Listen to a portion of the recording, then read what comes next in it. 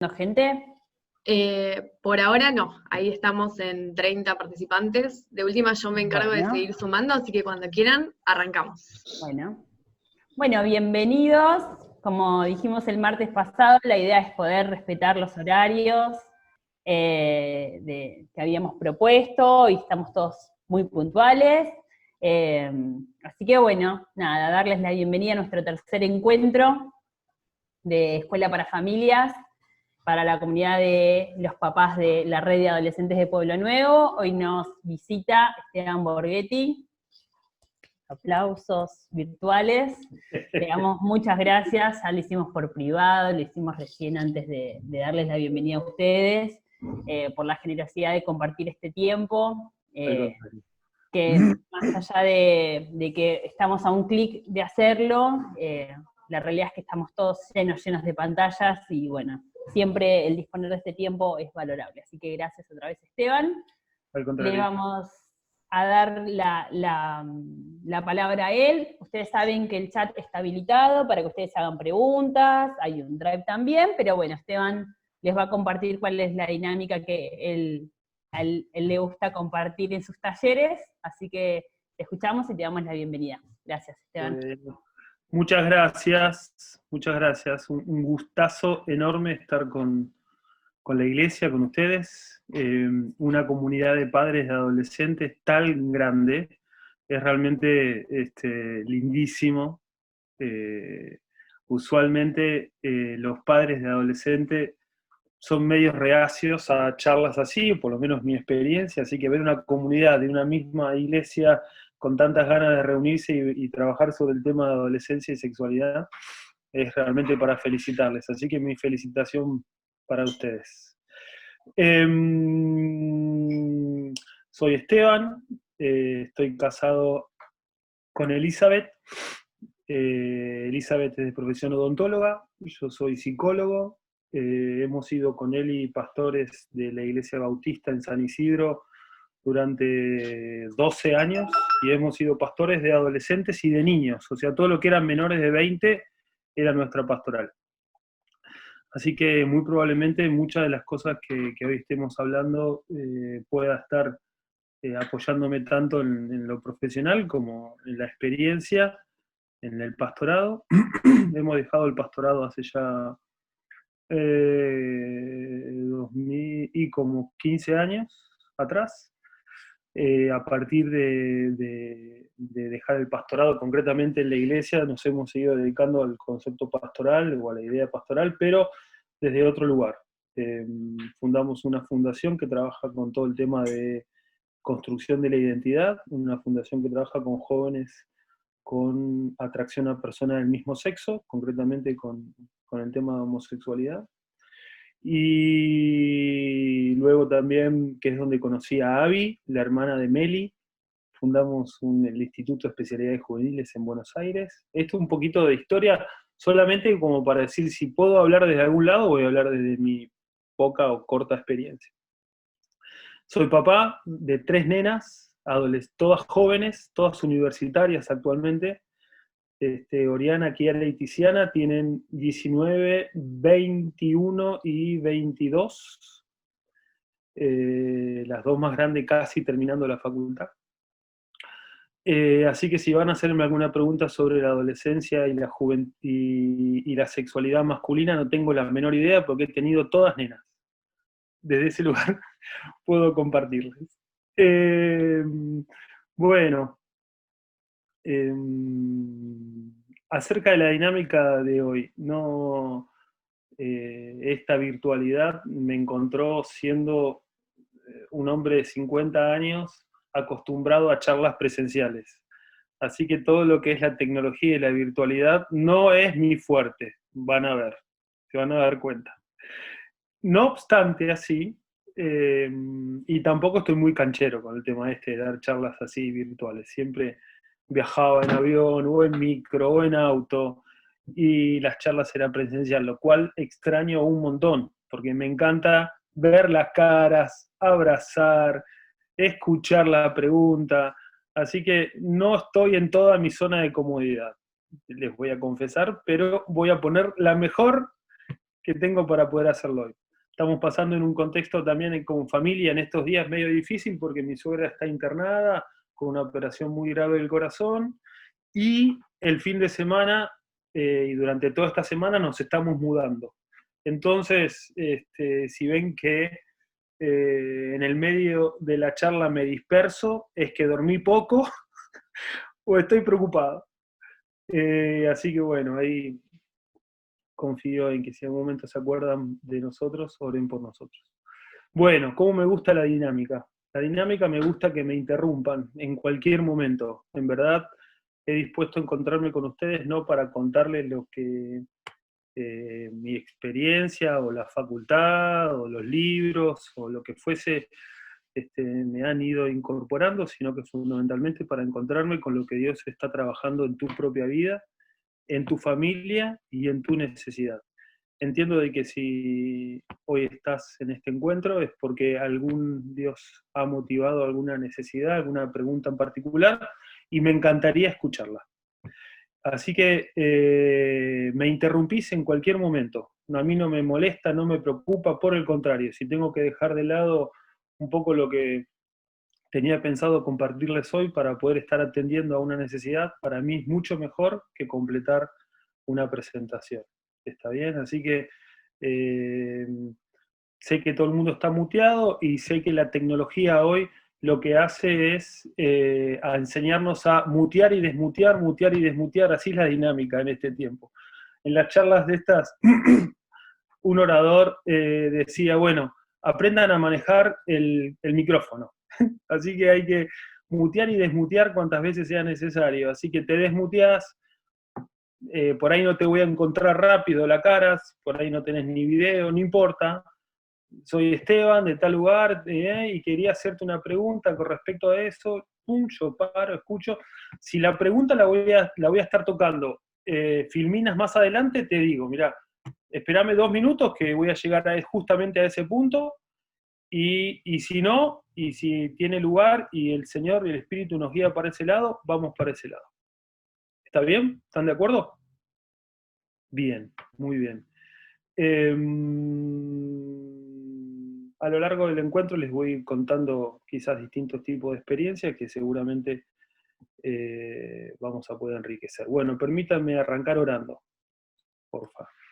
Señor, gracias por un poco puedo estar con la iglesia, con Pueblo Nuevo, gracias por puedo estar con cada uno de los papás, gracias porque nos permitís encontrarnos a la distancia y porque tenés un propósito en el encuentro de hoy, que es edificar tu iglesia, edificar nuestra paternidad, maternidad, nuestras familias, construir tu templo, tu iglesia en nuestros hogares. Te pedimos que así se pueda dar, que desarrolles hoy con profundidad, claridad, entendimiento tu sacerdocio, nuestro sacerdocio en la familia. Bendice nuestro encuentro y a través de este encuentro bendice nuestras familias y la iglesia y la comunidad donde la iglesia está plantada. En el nombre de Jesús oramos. Amén y amén. Bueno, muy bien. Les comparto un poco el encuentro. ¿Estamos para arrancar? Háganme así, si estamos. Ok.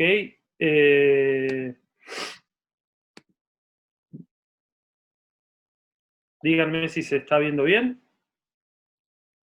Sí, perfecto. Bien, un poco el temario que tenía pensado para hoy es, voy a charlar unos minutos acerca de lo que es un ejemplo integral en la palabra de Dios. De ahí vamos a encarar un poco el concepto general de la sexualidad.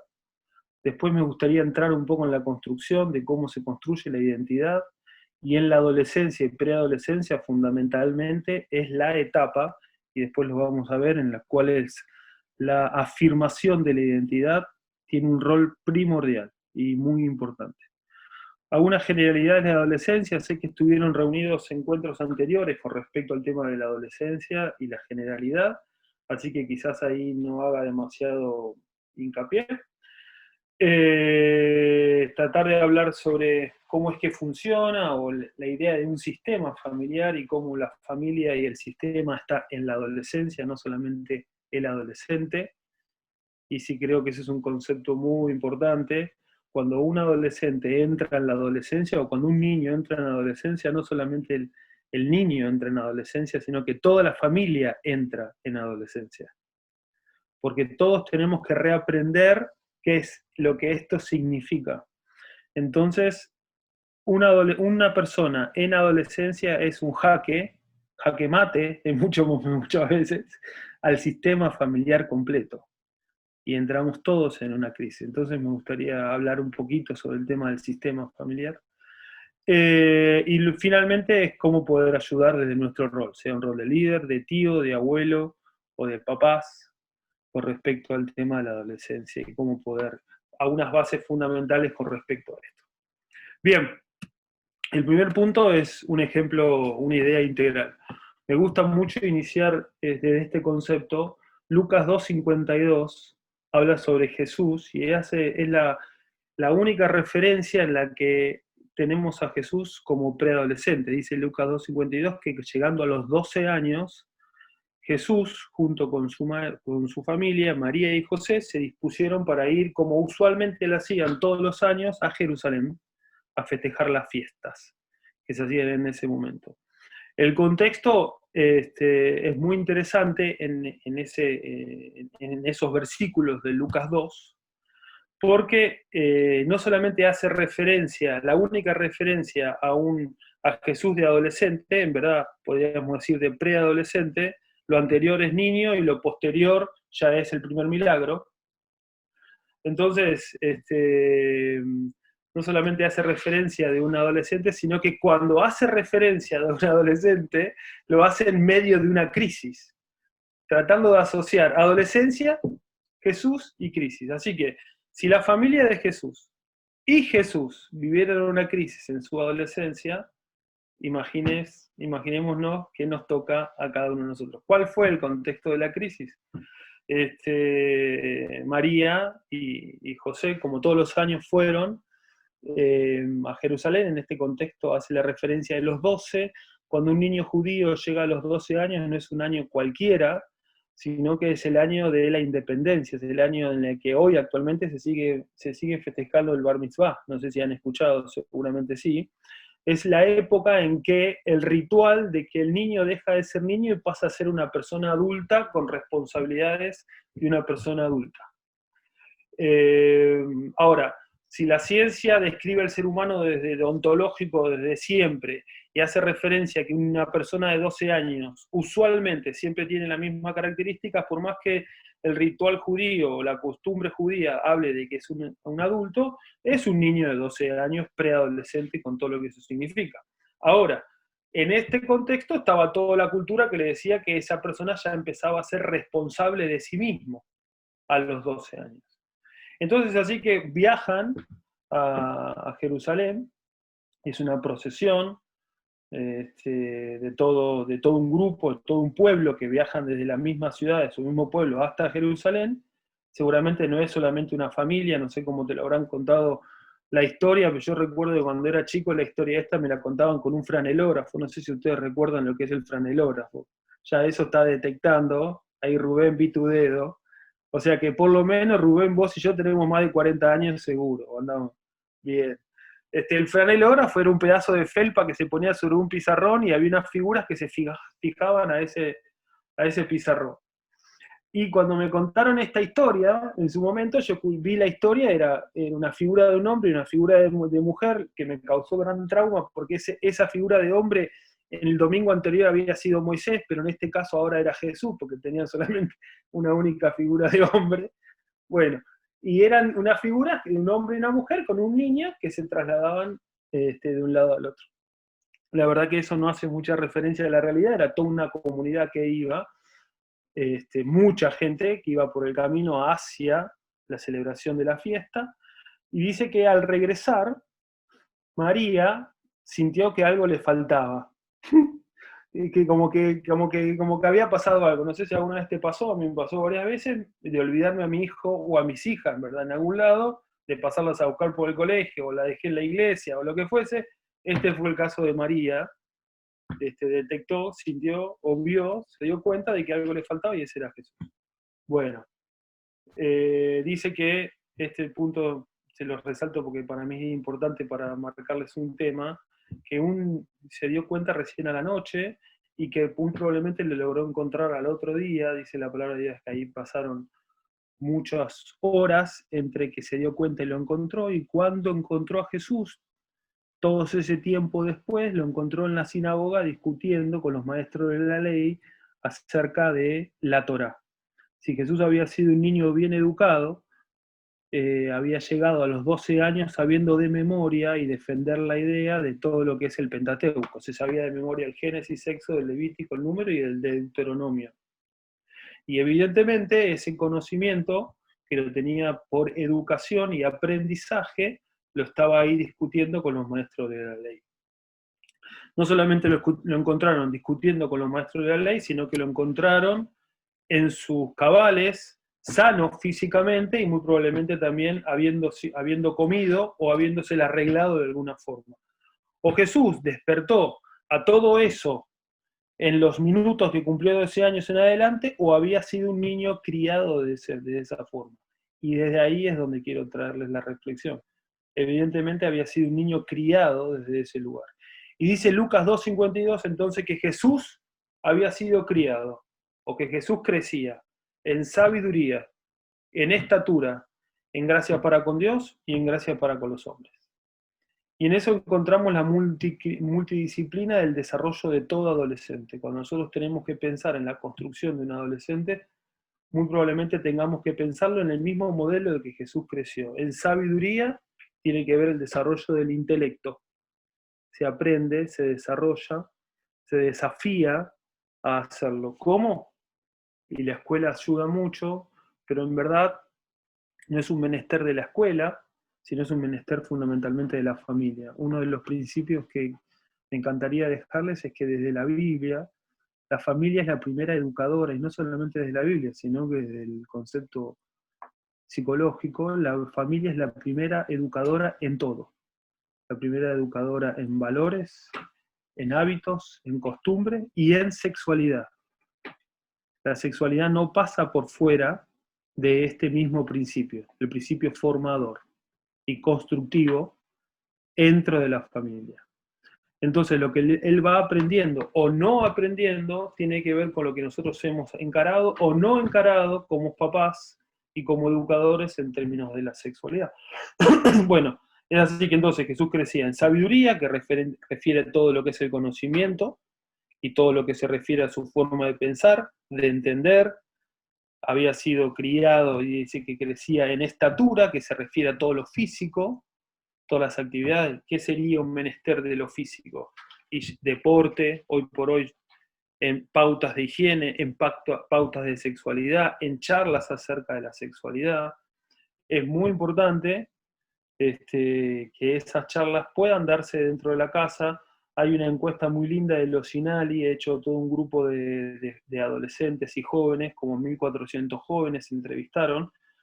El matrimonio Sinali es un matrimonio de pastores del Chaco. Él es abogado y ella es sexóloga, ginecóloga. Y tienen mucho material escrito sobre la sexualidad, lo cual se los referencio y se los aconsejo. La mayoría muy buenos. Y ahí hacen referencia y preguntan sobre quién te gustaría hablar sobre sexualidad. El 70% de los jóvenes adolescentes dicen que prefieren hablarlo con alguien que no sea papá y mamá. Pero claramente porque naturalmente da vergüenza hablarlo con papá y mamá. No obstante así, es nuestra responsabilidad, ya sea que lo hagamos a través de un tutor, de un pastor, de un líder, o nosotros mismos, que se dé la charla de formación y de educación acerca de la sexualidad.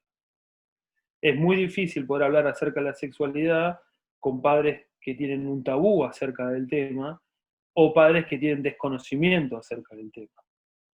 Entonces, si queremos formar a nuestros chicos en términos de genitalidad, y ahora van a ver que estoy usando esa palabra a propósito, porque la sexualidad trasciende la genitalidad es el aparato reproductor, y la sexualidad es el ser humano en su expresión como ser humano. La sexualidad del ser humano trasciende la genitalidad. La sexualidad del ser humano hace de cómo se relaciona con el otro sexo, de cómo se relaciona con sí mismo, de cómo trata a una mujer o a un hombre, de cuál es el rol de ese ser humano en la sociedad. La construcción de la sexualidad, entonces, como dijimos al principio, también es menester de la familia como primera educadora. Bueno, Jesús crecía en sabiduría, crecía en estatura, que hace referencia a lo físico, crecía en gracia para con Dios, que hace referencia a nuestro ámbito espiritual, y crecía con gracia para con los hombres, que hace referencia a nuestro ámbito social. Todo eso, si Jesús tenía la disposición, la madurez, el coraje de enfrentar a adultos y debatir con adultos acerca de la Biblia, no es que fue en función de que simplemente era Jesús, sino que como Jesús era 100% hombre también, había sido educado de tal forma de tener la suficiente valentía y coraje para poder sostener una discusión con otro adulto. Y eso también se enseña en el contexto de la familia. Entonces, cuando la Organización Mundial de la Salud habla acerca, por ejemplo, de la sexualidad, dice que hace referencia a todos los aspectos de la vida humana, porque la psicología lo sabe muy bien, la Organización Mundial lo sabe muy bien, y fundamentalmente también el diablo y Satanás saben muy bien que cuando golpea, rompe, distorsiona cualquier aspecto de la sexualidad, o del concepto de hombre, el concepto de mujer, o el daño, la violencia que puede haber en torno a eso, no solamente se está distorsionando algunos aspectos propiamente de la genitalidad, sino que fundamentalmente el concepto del ser humano, el concepto del sí mismo, de la autovalía y la valía de uno. Entonces,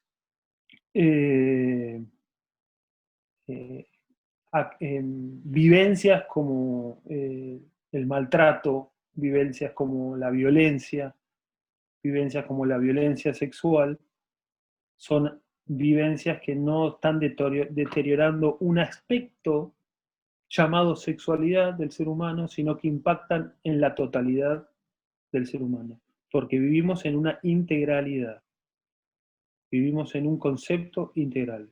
Y esta integralidad es importante porque es la responsabilidad de nosotros en la formación en todo aspecto, inclusive en el área, obviamente, de la sexualidad.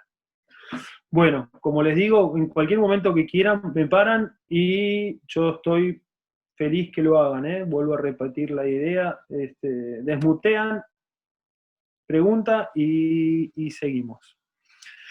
Entonces, la sexualidad es, por lo tanto, aprendible, por lo tanto, es educable. Todo lo que tiene que ver con la sexualidad lo hemos aprendido, y si lo hemos aprendido, puede ser desaprendido también.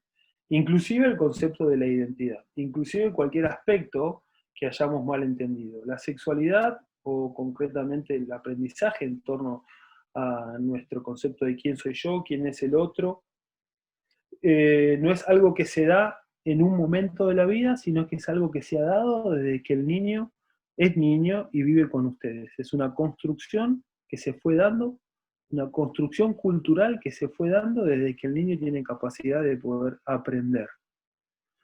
¿En relación con qué? Con las figuras que le generan y le dan identidad.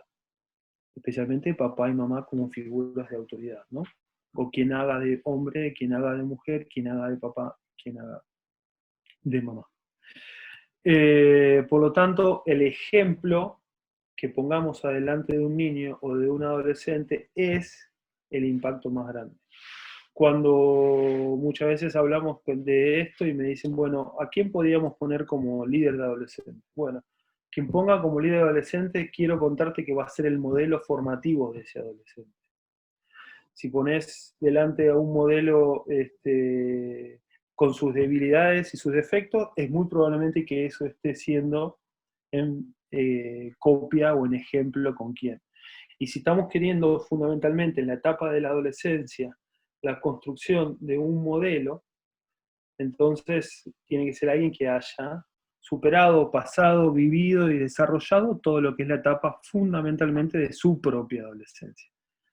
Pamela Levine es una escritora americana. Cuando habla acerca de la adolescencia, o en verdad en general de la etapa evolutiva, el desarrollo evolutivo, habla acerca de las etapas de reciclaje. Entonces dice que cuando nosotros tenemos un hijo de 2 años, estamos reciclando o viviendo la etapa nuestra de cómo. Cuando tenemos un niño de 8 o 10 años, nuevamente nos va a pasar. Uno se acuerda qué había pasado y cómo había sido educado y trata de transmitirlo de la misma forma. Cuando estamos en la etapa de la adolescencia de nuestros hijos, estamos reciclando también nuestra propia etapa de la adolescencia. Entonces, es importante que el modelo que pongamos delante sea un modelo que tenga un desarrollo integral, si es que queremos que los chicos vayan copiando, aprendiendo, reformulando su propio proceso de desarrollo integral. ¿Está bien? ¿Hasta acá? Bien. Permítanme entrar en algunas generalidades con respecto a la sexualidad, porque me parece que nos puede dar como base todo aspecto para la construcción siguiente. Lo primero de todo es, cuando a veces hago en charlas presenciales con adolescentes, le digo, bueno, ¿cuál es el principal órgano sexual? Y los chicos, obviamente, ¿qué me van a decir? Mi pene. Inmediatamente. En verdad no te lo dicen, se matan de risa, le muestran, pero la verdad es que el principal órgano sexual es el cerebro. Es en el cerebro donde se desarrolla toda la sexualidad. Antes de que se erecte un pene, se erectó el cerebro, por así decirlo. Antes de que se manifieste cualquier tipo de identidad en lo que podemos llegar a decir visible, sucedió esa construcción y afirmación en el cerebro. Es así que el cerebro es el principal órgano sexual. Es así que la Biblia un montón de veces nos dice que lo que miramos, lo que escuchamos o lo que hablamos es lo que hace la formación, fundamentalmente. Entonces de ahí pueden entrar un montón de preguntas que podemos hablar acerca de los que nuestros chicos ven en internet, lo que hablan, quiénes lo forman, qué información reciben. Pero en definitiva lo que están haciendo es una construcción de esa identidad, de ese pensamiento. La buena noticia es que si ha sido construido puede ser desconstruido y volver a construirse. De hecho es lo que hace la palabra de Dios. Lo que dice la palabra de Dios, cuando el Espíritu Santo entra en nuestra vida, nos hace una nueva persona. El cerebro es exactamente la misma cantidad de neuronas, solamente lo que hay es una reconexión y va construyendo, transformando nuestra malla de pensamientos cultural y nos va llevando hacia la reconstrucción de una nueva persona.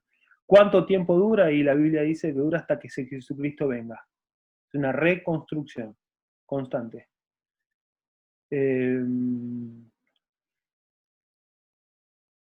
La ciencia nos dice, la psicología hemos estudiado, nos dice que el 80% de la identidad de un ser humano está construida antes de los 10 años de vida. Eso es importante.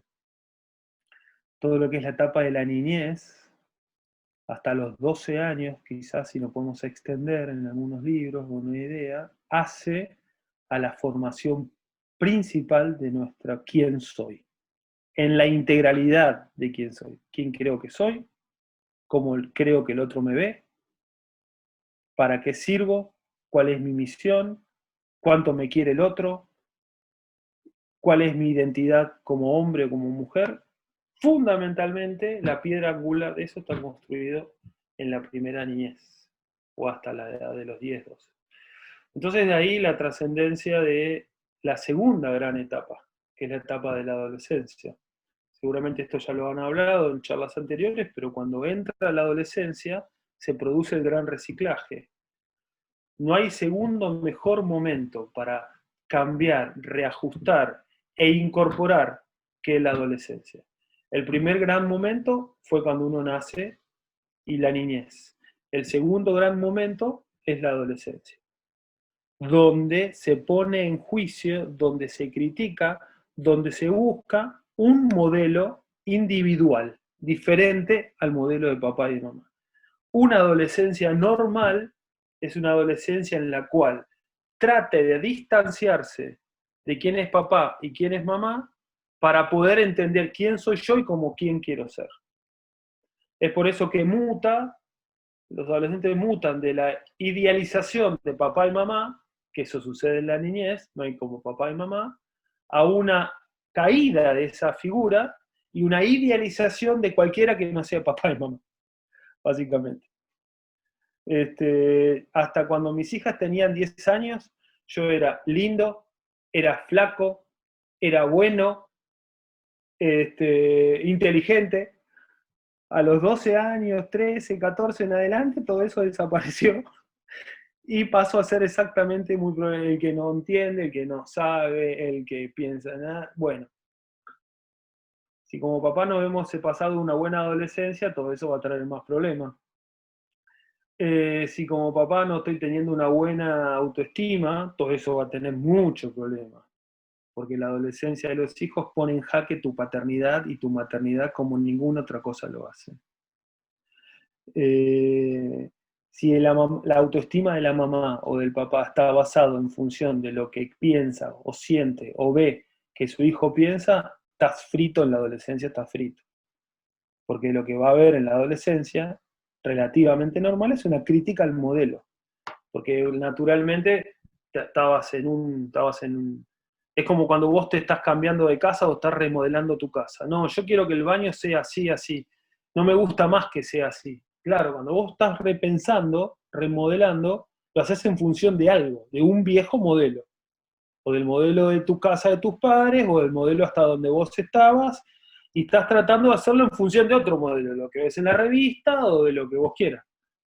Estás en una reconstrucción. La adolescencia es la reconstrucción, tratando de refundar, de repensar, de construir una identidad. De ahí que toma un lugar preponderante la figura de liderazgo en lugar de la figura de papá. Y es de ahí que es clave y muy importante la astucia de papá y de mamá de saber asociarse con el líder de adolescentes para llevar la construcción de la identidad, porque ahora en la adolescencia ya hablan a través de terceros, papá y mamá. ¿A través de quién? De un buen líder de adolescentes o una líder de adolescentes que entienda la cultura de la casa y trabaje para o en relación con esa cultura. ¿Vamos bien hasta acá? Todo eso sucede en el apartado, si uno quiere, gran apartado, pero en el apartado, estoy diciendo estas generalidades, de la construcción de la sexualidad o de la sexualidad en medio de eso. Es en la adolescencia, preadolescencia en adelante, cuando se empieza a movilizar las bases que se plantaron, bien plantadas o mal plantadas, durante el tiempo de la niñez, en la adolescencia. Entonces, ¿qué es la sexualidad? Podemos pensar la sexualidad desde 3 puntos de vista diferentes. Podemos pensar la sexualidad desde el punto de vista genotípico, desde el punto de vista fenotípico o desde el punto de vista de la identidad cuando hablamos de sexualidad. Podemos decir entonces, desde el punto de vista genotípico, es toda la sexualidad que tiene que ver con el genoma, con todo lo que tiene que ver con el ADN, vamos a ponerlo así, del ser humano. Entonces, una persona genotípicamente hablando puede ser XX o XY, lo habrán escuchado alguna vez. Tiene que ver con la unión cromosomática con expresión X o expresión Y del óvulo y del espermatozoide. Sabemos que si la expresión X del óvulo se reúne con una expresión X del espermatozoide, van a construir, ¿qué cosa? XX es una mujer. Y se reúnen un Y con un X, van a edificar, construir dentro de la panza de la mamá durante el tiempo intrauterino del embarazo un hombre. ¿Quién es el que tiene carga de identidad X o Y solo el espermatozoide. La mujer, óvulo X, todo X. Antaño, muy antaño, se castigaba a la mujer porque no le había cuidado hombres al hombre. Fíjense la maldad de la desinformación que hemos hecho como hombres contra la mujer, ¿no? Bien, yo tengo que decir todas estas cosas a favor de la mujer porque estoy rodeado de mujeres, no llego a decir todo esto, no como, me echan de casa, así que tengo que ser feminista sí o sí. Bueno, bien, eso es lo que tiene que ver entonces con el tema de lo genotípico. En esa información producto de ese espermatozoide y de ese óvulo se va a estar construyendo dentro del útero de la mamá un ser humano con esa información. Esa información va a dar por expresión el concepto fenotípico. El fenotipo es como la forma que tenga, color de piel, tamaño, estatura, forma, músculo, y también, obviamente, las gónadas, o sea, el aparato reproductor, masculino o femenino. ¿Producto de qué? Producto de la información genética dentro del punto de vista genotípico. Genotípicamente hablando, un hombre es XX o XY, o algún tipo de patología por lo cual no se puede dar la unión cromosomática como se tiene que dar. Eso es lo que después, fenotípicamente hablando, vamos a poder encontrar. Por ejemplo, muy conocido como el hermafroditismo o pseudohermafroditismo. Es una información genética disfuncional, o por ponerlo de alguna forma fácil, que en la expresión fenotípica tiene sus alteraciones. Pero la cuestión es que esa construcción, entonces volviendo al concepto fenotípico, va ya cuando el niño nace, entonces una partera antes lo mira y dice, si tiene pene, dice, mamá, papá, tiene un varón en la casa, o una mujer, si, sí, que tiene toda la expresión de hembra, ¿no? Entonces, genotípicamente es macho-hembra, fenotípicamente puede tener gónadas masculinas o femeninas. Ahora, ese proceso que se da ya cuando el niño ya tiene una expresión macho o hembra de la especie, se empieza a dar con el sentido de que terminar construyendo sobre ese ser humano un hombre o una mujer. Ahí se llama sexo de identidad. Cómo, con qué, cómo se comporta, con qué se identifica, en definitiva, qué le atrae, en definitiva, qué le gusta. La atracción a personas es una construcción posterior y sobre la base fenotípica y genotípica. Es así que la identidad de un ser humano puede estar sobre la base de, genotípicamente hablando, hembra, fenotípicamente hablando, de construir una identidad masculina o femenina, porque en definitiva la identidad es algo que Dios ha dado al ser humano para poder ser construido. Es responsabilidad del hombre y de la mujer la construcción de ese ser humano, inclusive la sexualidad y la identidad sexual. ¿Vamos bien hasta acá? Me llama poderosamente la atención de que nadie pregunte. Pero bueno, si ustedes me dejan, yo sigo como loco, no se preocupen. Pero no quisiera, yo no los veo solamente uno o dos nada más. Tienen que desmutearse y hacer la pregunta. Mientras me siguen dejando, yo avanzo. Entonces, en esta construcción de la identidad, podemos distinguir al menos, y quizás esto nos va a ayudar a poder entender la sexualidad, se va a dar al menos tres áreas que podemos distinguir. Podemos llegar a distinguir tres condimentos. Uno es la carga genética, como ya lo vimos, lo genotípico. Ahora la carga genética también influencia en algunos otros aspectos, pero lo vamos a ver. El otro contexto es la situación vivida, y en otro contexto es la cultura y, valga la redundancia, y el contexto. Déjenme ponerlo con un ejemplo. Me tocó la difícil situación de que hace mucho tiempo atrás, cuando todavía hacía terapia y tenía pacientes, me vinieron a consultar unos papás acerca de, en verdad fueron tres familias de la misma iglesia, en el cual me contaron un episodio que vivieron en la misma iglesia acerca de un maestro de la escuela dominical que había en la escuela dominical tenido actitudes de abuso sobre niños, sobre los niños de la escuela dominical.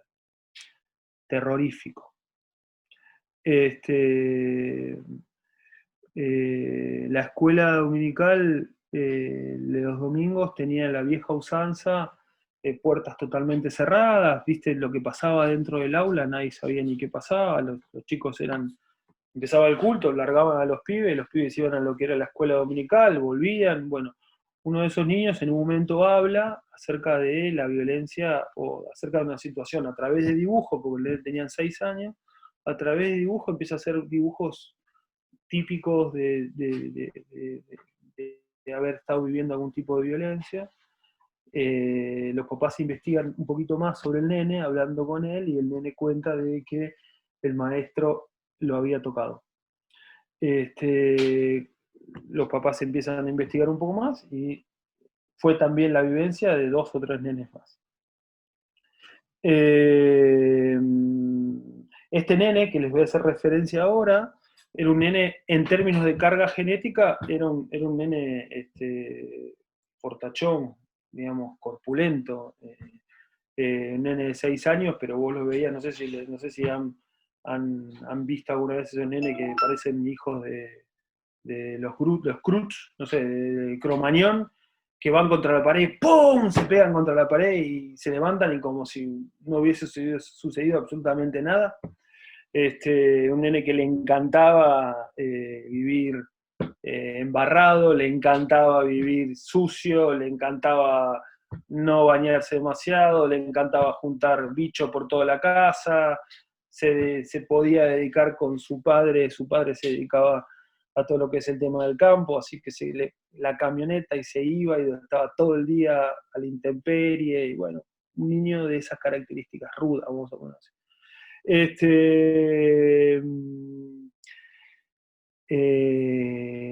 Que en el contexto en el que había crecido, donde jugaba también así fuerte con este niño, y el nene le encantaba este tipo de juego así brusco, disfrutaba mucho las piñas, los golpes, ser revoleado por el aire, etcétera, etcétera. Y la situación vivida es esta situación de abuso que les acabo de contar. Eso por un lado. Ahora les cuento cómo terminó. Por otro lado, les describo otra, misma situación vivida, pero un niño con una carga genética muy diferente. Un niño muchísimo más sensible, más introspectivo, más tímido, más callado, con unos padres con otro contexto, con otras formas, pero que han sabido escucharlo, han sabido guiarlo, han sabido estar cerca de la situación que vivieron. Padres que han sabido cómo ir guiando, sensibles a cómo ir guiando la recuperación y la charla sobre esta situación vivida. Y por último, una tercera familia en los cuales también un chico muchísimo más de corte como el segundo, más tímido, bastante más tímido, más introspectivo, más amante del arte, de las cuestiones más de pintura, y sus padres, o especialmente su padre, sin mucha posibilidad de flexibilizarse y poder estar cerca de este niño. misma situación vivida, diferentes cargas genéticas, como les acabo de mostrar, pero que en el contexto y la cultura donde habían sido formados, criados y atendidos, dieron por resultado diferentes tipos de vivencias, finalmente, ¿no? Obviamente, sea cual fuese la carga genética de este primer niño que les describo, por su propia carga genética, por su propia forma, despejó rápidamente la vivencia traumática, bien guiado, pudo solucionar el tema del trauma de la violencia sexual. El segundo niño también, el tercer niño todavía hoy sigue trabajando con su propia sanidad, ¿no? Ya 5 años del tema, 6 años del tema. Entonces, lo que estoy tratando de describirles es que es nuestra tarea como papás entender cuál es un poco esa carga, cuál es un poco cómo es la construcción, la forma, las características de nuestro niño, entender cuál es la situación vivida y obviamente nuestra tarea de formación y de construcción sobre ello. No quiere decir que en ningún momento una situación vivida da como resultado sí o sí tal experiencia, sino que por lo menos, al menos se conjugan en una construcción de una identidad, o al menos en la construcción de quién somos hoy, al menos estos 3 aspectos. ¿Vamos bien hasta acá? Bien. Entonces, concretamente con respecto al tema de la identidad, son todas las características que nos distinguen a nosotros como personas diferente a la otra, pero decimos, y el doctor Segú, que es un sexólogo ya fallecido, pero es una eminencia, afirma lo mismo que la Biblia nos afirma acerca del tema. Existe una norma genética que marca al feto como macho o hembra, pero para que se cristalice como tal necesita del entorno adecuado a partir del nacimiento, es decir, nos identificamos como hombres o mujeres siguiendo un proceso evolutivo donde el aprendizaje cobra un importante papel. Dios dice que si Dios nos da un macho de la especie, tenemos que construir de él un hombre. No quiere decir que el hombre tenga que tener la forma de uso y costumbre que vos estás teniendo en tu propio tiempo y tu propiedad, pero sí tenemos que construir de él un hombre. Un hombre que le encante el arte, un hombre que le encante la música, un hombre que le encante el deporte, un hombre que le encante el baile y la danza. No importa. Pero tenemos que hacer de él el hombre que Dios pensó. Y hacer de ella la mujer que Dios pensó. No importa los rudimentos culturales en donde esté inserto. De hecho, que si vas a Escocia, los hombres usan pollera y no tienen problema con eso. Entonces no tiene que ver si usa pollera o no tiene pollera, sino que tiene que ver el significado y a qué se asocia, y tiene que ver, conozco hermosos hombres heterosexuales que se dedican a actividades que vos podrías asignarlo, o podíamos antiguamente asignarlo a mujeres, que tienen que ver con la edad. Son perfectos hombres que les atraen el sexo opuesto y viceversa con las mujeres. Ni que hablar hoy, cuando yo era adolescente, ni pensar que podía haber equipo de fútbol femenino. Miren la pavada que les estoy diciendo. Hoy todas mis mujeres juegan al fútbol, todas, y formo parte de un club femenino de fútbol y tienen torneos que están buenísimos y los voy a ver. Nunca en mi vida me pude imaginar que iba a ir a ver a mi hija jugando al fútbol en un torneo de fútbol de mujeres. Bueno, perdón el asombro de viejo que le estoy mostrando, pero en definitiva lo que estoy tratando de hacer la marca es acerca de que no importa el contexto, lo que uno puede construir un hombre o una mujer, y es nuestra tarea a partir de la norma o de la impronta genética con la que Dios nos ha dado. Muy bien. Nuevamente el espacio para que interrumpan cuando quiera, lo digo. Esteban, discúlpame, mi nombre es Dylan. ¿Se escucha? Sí, perfecto, Dylan. Soy de parte del Ministerio de Adolescente. volviendo Dale. un poquito para atrás, Dale. en el caso del ejemplo que diste, el número 3, que fue el caso del nene que tardó en recuperarse, que dijiste que lleva 6 años. Sí, En el caso que nos toque un caso así, sí. debido al caso, ¿cómo debemos actuar nosotros? ¿O qué herramienta nos brindás en base a eso? Mira, yo creo que 4 espacios son muy importantes para cualquier recuperación y en particular para la recuperación de un preadolescente, ya que estás en la adolescencia, es clave. Uno es Sí. el espacio del 1 a 1 con un líder que lo escuche, lo entienda y lo ayude. Ese es el espacio del 1 a 1, o sea, tu charla con él, tu charla de discipulado, de pastoral. Si pudiésemos hacer ese 1 a 1 con una ayuda profesional, mejor y perfecto todavía. El segundo espacio que es muy importante es el espacio de pares que otros adolescentes o jóvenes que estén pasando por situaciones parecidas, como si fuese un especie de grupo de ayuda. Ese espacio, por ejemplo, cuando estábamos en la pastoral con Eli, con mi señora, tuvimos por charlas en el 1 a 1 de mi propio pastoral, me di cuenta de que de repente había un montón de pibes, que me imagino que debe ser su realidad también, que estaban luchando con el tema de la pornografía. Claro. Es muy común la pornografía, no estoy diciendo que sea normal, estoy diciendo que es muy común la necesidad de crear carácter para decir que no frente a la tentación de mirar la desnudez, tanto masculina como femenina, por todo el placer que eso trae. Entonces había un montón de pibes que se estaban dando cuenta. Entonces se nos ocurrió hacer un espacio secreto, en silencio, que trabajaba sobre el tema de luchar contra la pornografía. Obviamente nos decíamos los domingos, bueno, se junta la célula de la pornografía a las 3, no. Y entre ellos, a esa célula desgraciada le pusieron la masturbanda. Entonces se juntaban en un grupo, en verdad dirigido por alguien.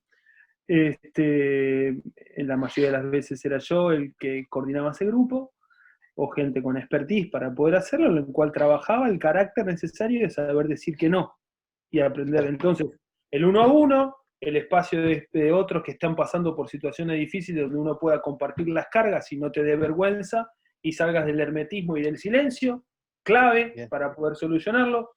El tercer espacio es un espacio en el que seas parte, especialmente de la adolescencia, de una comunidad grande, ¿viste? Porque cuanto más son, más felices están, más contentos, y cuanto más actividades se hacen, más contentos y más felices. Así que todo lo que es el grupo de adolescentes comunitario les encanta, donde haya otros chicos y chicas donde puedan aprender la cultura y culturalizarse, especialmente si vienen en el tema de la confusión de la identidad, relacionarse y ver cómo otros hombres y mujeres de la misma edad viven el tema de la identidad masculina y femenina, la atracción y el juego y todo eso, es clave.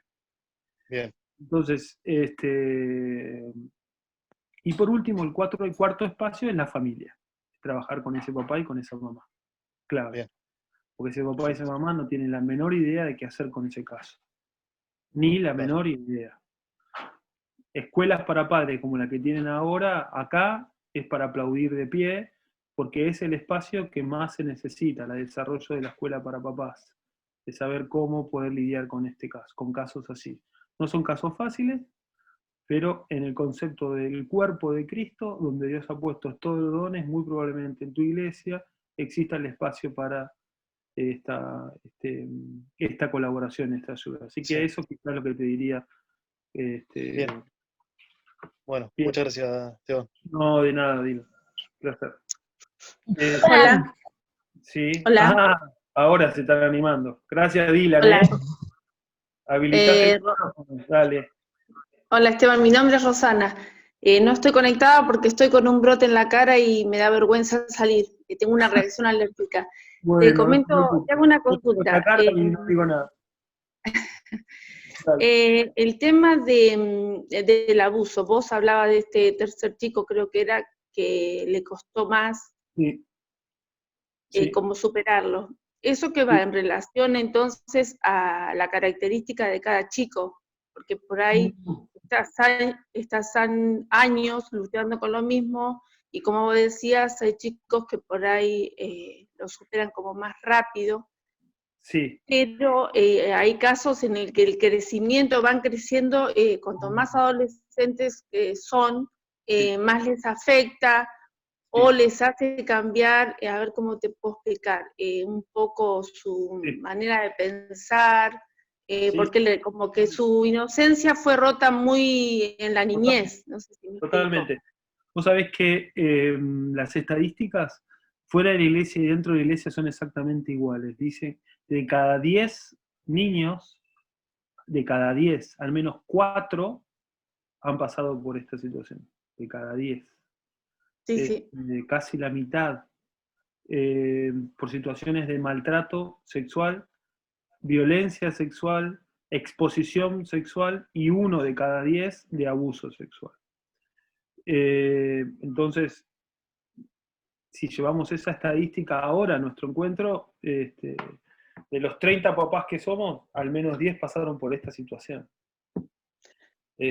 Así que lo voy a hablar desde ese lugar de respeto.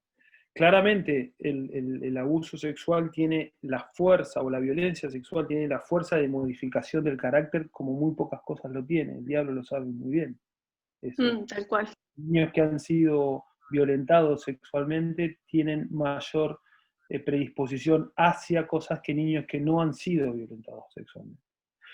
Ahora, la recuperación no tiene que ver solamente con el carácter de base que trae el niño. Por supuesto que hay caracteres de base que tienen mayor facilidad para poder hacerlo. Yo trataba de poner los 3 condimentos para que noten cómo tiene Sí, que ver la situación vivida, el contexto, quién lo atienda, cómo lo atiendan y cómo ha sido formado, y sus papás, y la carga genética.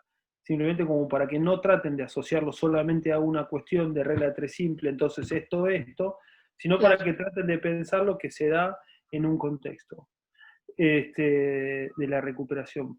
Por supuesto que un niño puesto en una que esté en una comunidad, que exista la ayuda, va a tener más recursos para poder resolverlo que niños que no. Cuando el niño se acerca a la mamá o al papá y le cuenta y la mamá no quiere escuchar y no quiere verlo, o el papá no lo quiere ver, el niño está expuesto a doble violencia, al abandono y a lo que realmente está pasando o ha pasado. Claro. Entonces,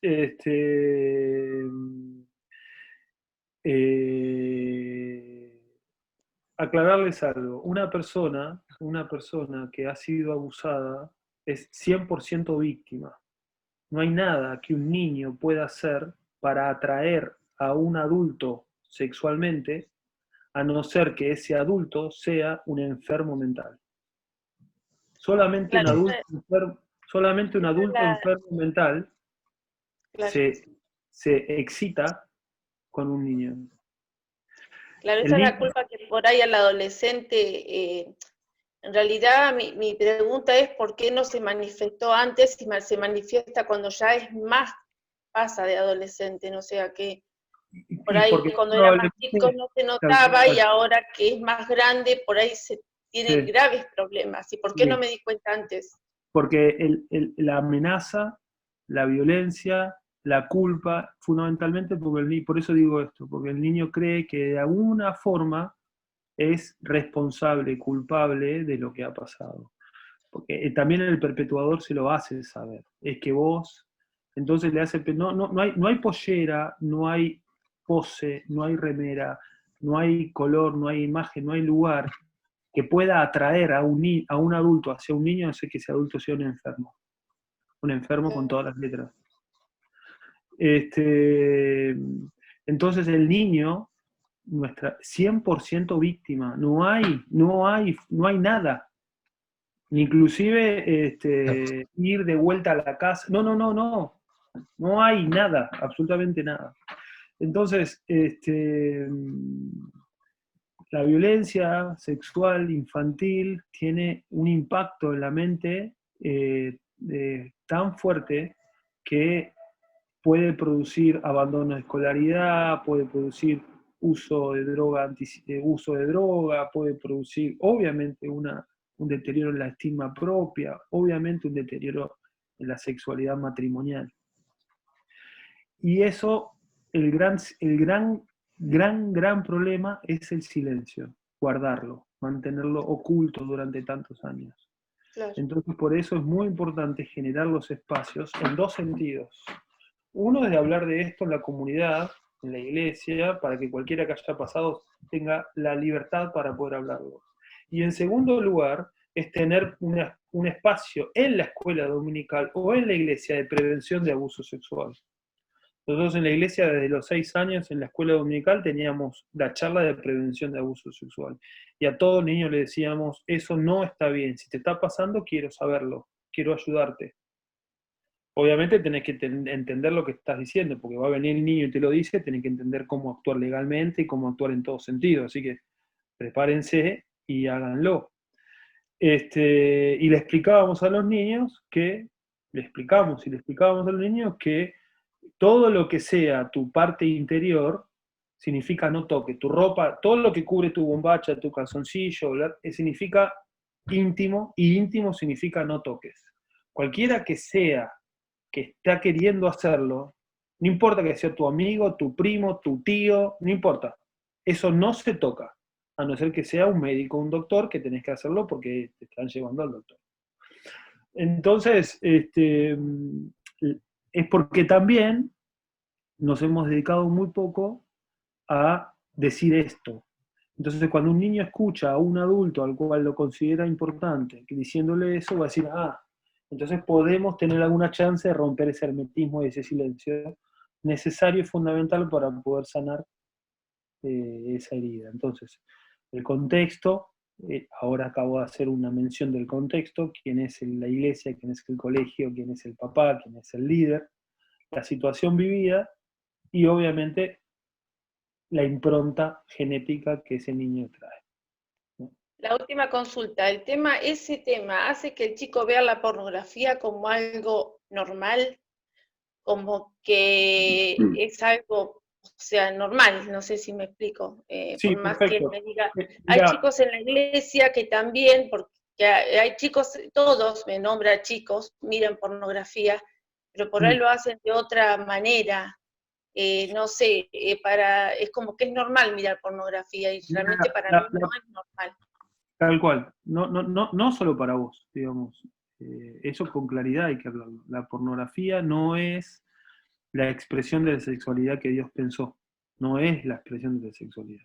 Cuando Dios pensó la sexualidad, la pensó en un contexto monogámico, heterosexual y en el contexto del matrimonio. Monogámico con una sola persona, heterosexual con alguien del sexo opuesto, y en el contexto del matrimonio. Cuando un niño, por supuesto que no estoy rajándome la vestidura porque todo adolescente tiene ganas, le gusta y muy probablemente haya visto. Pero no tiene que ver con la forma en que Dios pensó la sexualidad. Cuando Dios piensa y lo hace en un contexto de santidad y en un contexto de un otro persona real físicamente delante tuyo, no imaginario, ni donde la estimulación de tu clítoris o de tu glande y de todo tu cuerpo esté hecho por otro ser humano, no por vos mismo. Bueno, el que yo miro pornografía y no me toco, puede darse. La mayoría de los chicos que ven pornografía se masturban. La masturbación y la pornografía son primo hermano, van juntos de la mano siempre.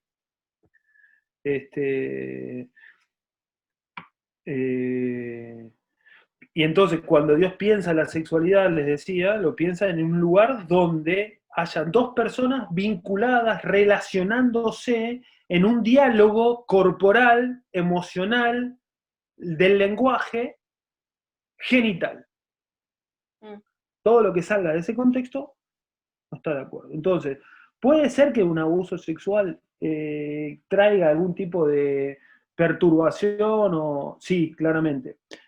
Son 3 o 4 veces más propensos a la pornografía que alguien que no haya vivido abuso sexual. Los chicos también son 3 o 4 veces más propensos al inicio de la sexualidad temprana que alguien que no haya vivido el abuso sexual. Entonces, el abuso sexual, la violencia sexual infantil tiene un impacto transformacional en ese sentido. Por eso lo que les digo es una gran tarea de prevención de cualquier tipo de patología en la sexualidad adolescente y adulta, la prevención de abuso sexual. Si queremos dedicarnos a algo, dediquémonos a la prevención de abuso, porque vamos a estar evitando un montón de cosas que después tenemos que arreglar, que por supuesto el poder del Espíritu Santo transformando recambia todo lo que se haya guardado mal, por supuesto. Y no importa Bueno, el tipo de muchas carácter. gracias. Muchas No, gracias, Esteban. Me sacaste muchas dudas, más allá de los psicólogos, los psiquiatras, que por ahí hay gente que por ahí no conocen a Cristo, escuchás una cosa, y me gusta realmente escuchar lo que es la parte de la enseñanza cristiana, ¿no? Que lo estoy peleando mucho esto, ¿no? Pero bueno. Muy bien. No por eso tenemos que salir a una casa de brujas asesinando a todo adolescente que mire pornografía, pero el punto es que No. el adolescente que empieza a mirar pornografía, el ser humano está preparado para que te encante, porque justamente Dios ha hecho la sexualidad para que te guste. Si sos un ser humano normal, te tiene que gustar tener sexo. Te lo vuelvo a decir si querés. Si sos un ser humano sano y normal, te tiene que gustar tener sexo. Disfrutarlo. Lo de normal, entre comillas, ¿no? Disfrutarlo. Vivirlo con placer. Si eso no está sucediendo, tenemos que preguntarnos, porque Dios creó la sexualidad para nuestro disfrute, deleite, gusto y reproducción. Entonces, si uno hace uso, cualquier cosa que frote el glande, el clítoris o cualquier terminal nerviosa del aparato sexual o de todo el cuerpo, te va a gustar. Alguien te pasa la mano por acá atrás, alguien te hace caricia, te rasca la cabeza, te tiene que gustar, porque está pensado para eso el cuerpo. Entonces, cualquier estimulación del aparato reproductor, cualquier estimulación del aparato genital, va a producir ganas de volver a vivirlo. Y esa gana de volver a vivirlo significa volver al mismo espacio de la pornografía y de la masturbación. Entonces, la verdad que están atrapados en una estimulación de deleite, pero están teniendo una vivencia que no es positiva, digamos. Te pueden encantar cosas que en definitiva a la larga no te van a hacer bien. Y la distorsión que traen perturbación, traen culpa, traen... el abuso de la pornografía, el abuso de la masturbación, el uso y costumbre reiterado, continuo y constante, va a traer problemas, claramente. Y es lo que tenemos que prevenir. En definitiva, hay que enseñarle al adolescente a saber decir que no. No a eso también. Es el desarrollo del carácter. Lo va a necesitar, porque va a tener que aprender a decirle que no a sus amigos cuando salen a jugar y en vez de que a estudiar, va a tener que decirle que no al cigarrillo, va a tener que decirle que no a su novia que quiere tener relaciones y él dice no porque quiere. Va a tener que aprender a decir que no. Al que le ofrece droga, al que le ofrece afanar, va a tener que aprender a decir que no. La sexualidad es un gran espacio para aprender a decir que no. Bueno, Esteban. Sí. Sí, yo, Claudia. Quería consultarte qué técnica les podemos dar a los papás. La situación se da al revés, cuando los papás están atravesados por historias sexuales o de crianzas rígidas, de que esto no se hablaba en casa y que no saben cómo comunicarse con sus hijos, o cuando los atravesó la sexualidad con esto, con violencia, con malas experiencias, y les cuesta, y sabemos que el primer lugar donde nuestros hijos aprenden es en el hogar y donde más tiempo están, ¿no? Sí, sí. Mira, yo te lo voy a explicar con un ejemplo propio, ¿no? Mis padres yo nací en la iglesia de Hermanos Libres, y mis padres eran ancianos de la iglesia, y mi padre es ingeniero, y mi madre es psicóloga. Mi padre trabajaba en una empresa multinacional, terminó siendo infiel a mi mamá con la secretaria. Y eran ancianos de la iglesia. Y entonces ahí arrancó una crisis enorme a mis 8 años. y salimos de la iglesia por vergüenza, obviamente de la iglesia donde estábamos, y mi mamá eligió una iglesia donde ella estaba contenida, cómoda, y también coincidió con una iglesia donde había buenos líderes hombres. Entonces, mi papá, gran ausente en la mayoría de mi tiempo de formación en la niñez y en la adolescencia, pero ese espacio fue cubierto por la identificación masculina de mi líder de adolescente. Yo te puedo decir que yo aprendí a ser hombre a partir de Juan, de Fernando, de Luis, gente que fue mi líder de adolescentes y de jóvenes. Mamá sola supo rodearse de figuras que suplían su falencia. Mamá no me dejaba ir, después lo entendí, ¿no? No me dejaba ir a cualquier casa a quedarme a dormir o a comer. Fundamentalmente lo hacía en lugares donde había una figura de hombre en la mesa que yo no tenía ni la menor idea de cómo se cenaba con un hombre en la mesa. Y una de ellas era a la casa de mi tío Mario, el papá de Lucas Leis, la casa del tío. El tío era bravísimo. Lucas no salió tan bien. No, era bravísimo, si me llega a escuchar. Y yo quedaba espasmado de ver un hombre con ese... Pero bueno, todo eso te puedo decir que hoy, mirando para atrás, me enseñó un montón de cosas.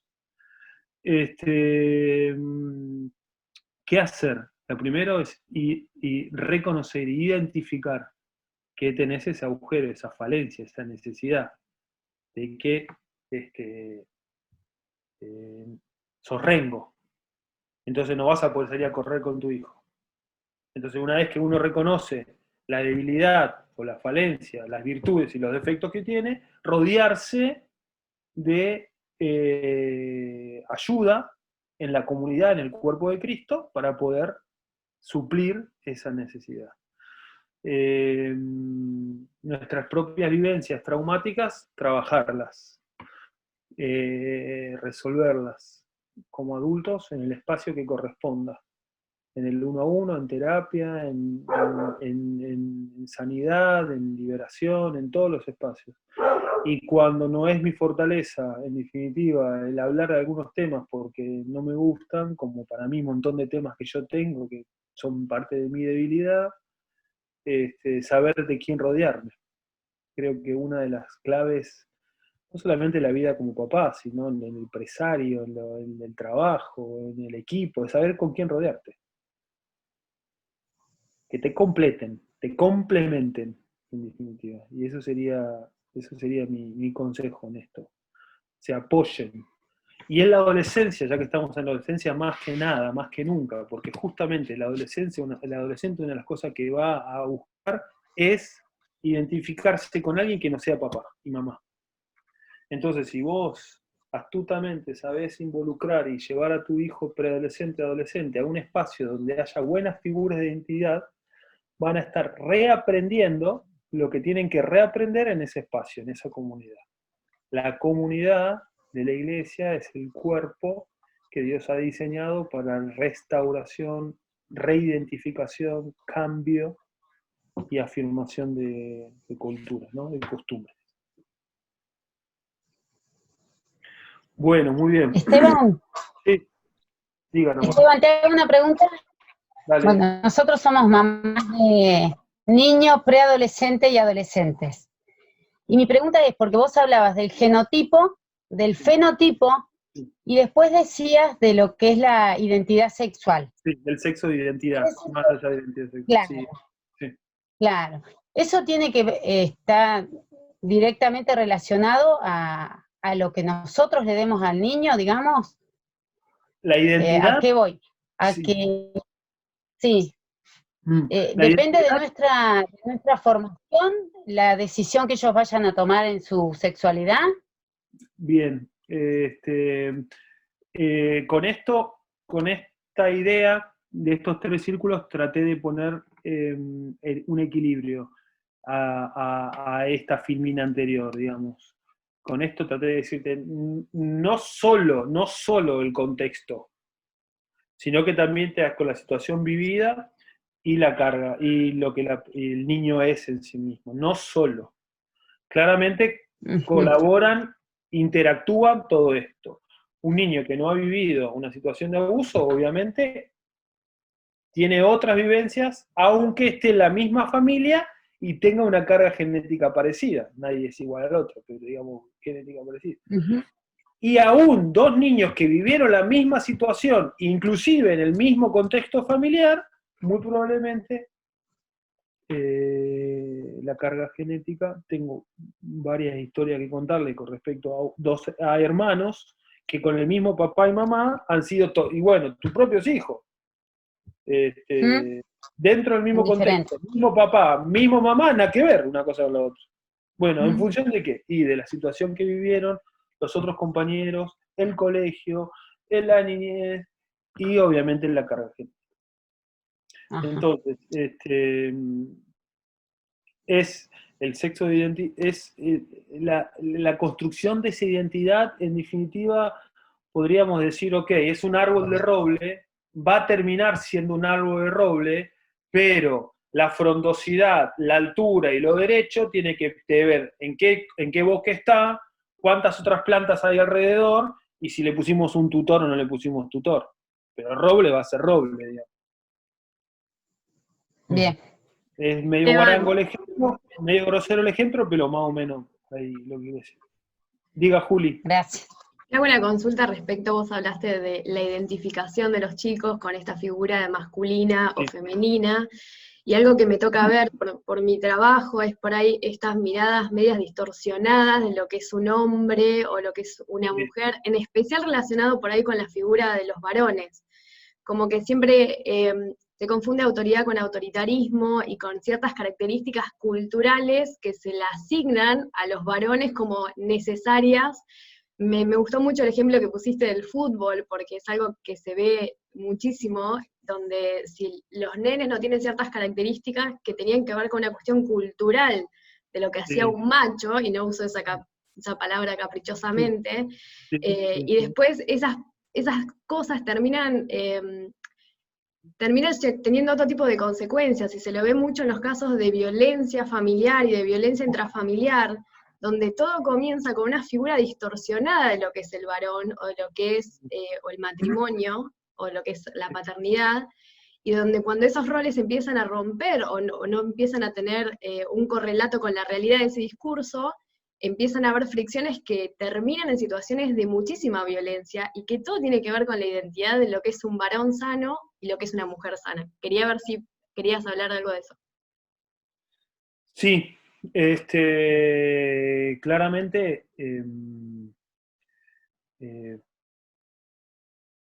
estaría muy bueno los desafíos, te devuelvo la pelota, estaría muy bueno que en algunos de estos encuentros trabajen sobre la esencia bíblica de lo que es un hombre y una mujer, ¿no?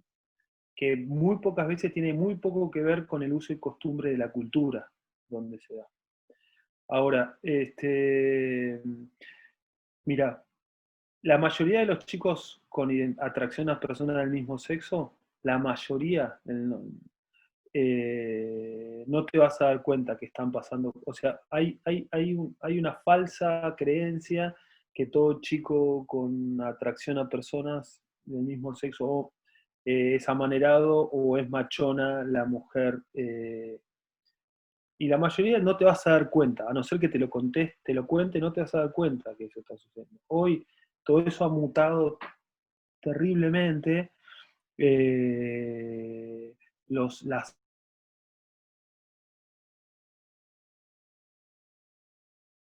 que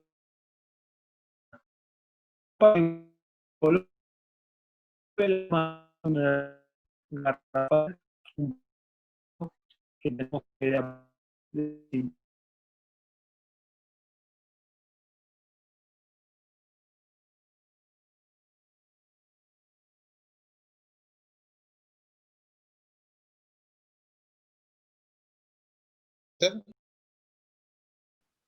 Ahí va, ahí volví. ¿Se cortó?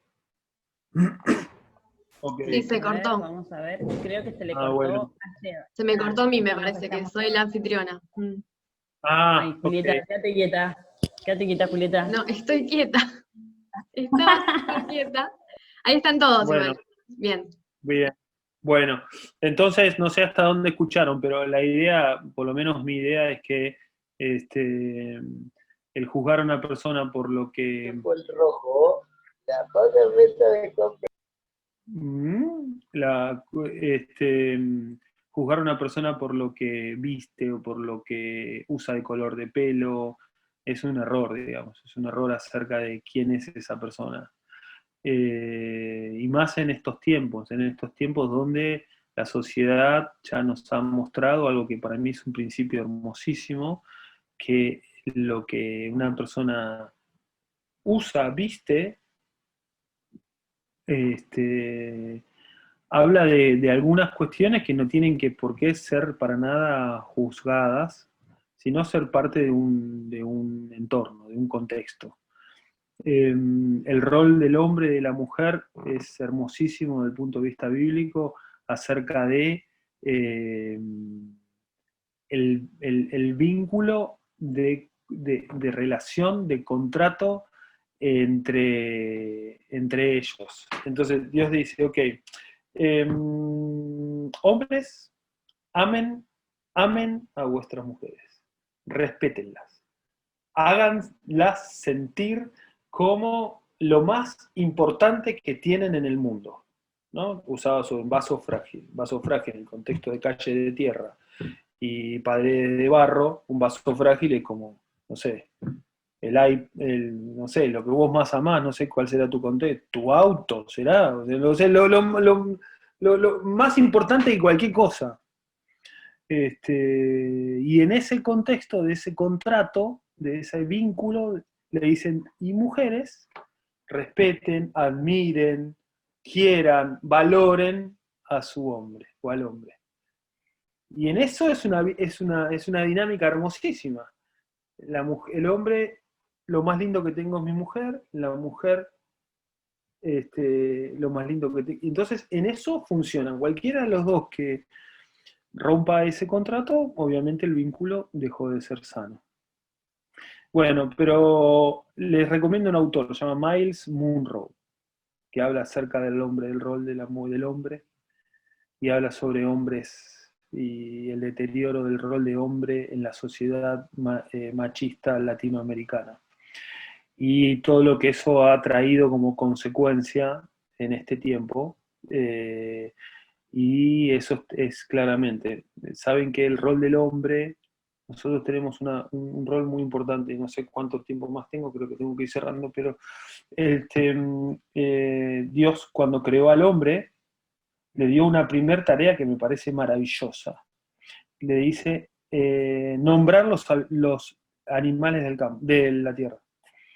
Y para el judío, el nombrar los animales no es simplemente decirle, bueno, le voy a poner peludo o jirafa a eso, sino que para el judío el nombre construía la identidad. Han visto en la Biblia constantemente que cuando el nombre hablaba más acerca de la historia de la persona que simplemente un nombre porque te gustaba cómo suena. Porque el nombre asigna identidad. Entonces, el hombre, me parece que una de las cosas que sigue haciendo hoy por hoy es justamente esta misma función de asignar y afirmar identidad. El hombre al hombre y el hombre inclusive a la mujer. He visto durante toda la adolescencia de mis hijas el impacto que tenía sobre ellas mi palabra como papá y como hombre, diciéndole qué linda que estás, cómo me encanta la mujer, siempre quise tener mujeres, amo cómo estás vestida, qué linda cómo estás vestida, qué bien que te queda eso. Y yo me daba cuenta que eso tenía unas palabras, un impacto en ese corazón, afirmando la feminidad de mis hijas, como lo tiene con otros hombres cuando podía mostrarme y ser hombre con otros hombres adolescentes, afirmando la identidad masculina. Entonces creo yo que no es, creo, exclusivo del hombre, por supuesto, pero creo que uno de los roles del hombre es afirmar identidad. La mujer, por más maravillosa que sea, al igual que el hombre en otro sentido, pero déjeme decirle esto, por el tema del hombre, hay alguna cosa que no va a poder hacer nunca, que es masculinizar el vínculo. Cuanto más se acerca la mujer a cualquier vínculo, lo que hace es feminizar el vínculo. Por más ganas que una mujer le ponga a tratar de mostrarle cómo ser hombre al hijo hombre, lo que va a hacer es mostrarle cómo ser mujer. ¿Me sigue la idea? Por supuesto el hombre en otro sentido, con respecto a la feminidad. Pero dada la falencia social que tenemos de figura masculina de hombre, quería hacer esa mención sobre todas las cosas. Bueno, familia, creo que ya estoy en tiempo, ¿no? Me quedó un montón, ha sido para cualquier otro momento, cuenten conmigo.